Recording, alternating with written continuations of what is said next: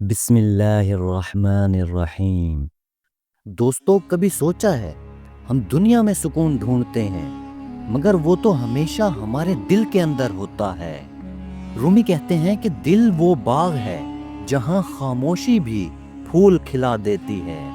بس ذرا رک جاؤ، سنو، اندر کی آواز ہمیشہ راستہ دکھاتی ہے۔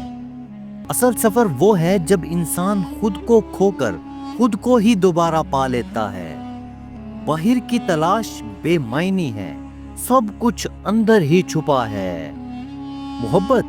محبت آئینہ ہے، جو روشنی تم دل میں رکھو گے دنیا تمہیں وہی واپس دکھائے گی۔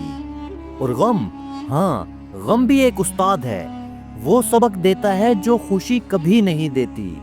درد کے پیچھے ہی اصل طاقت چھپی ہے۔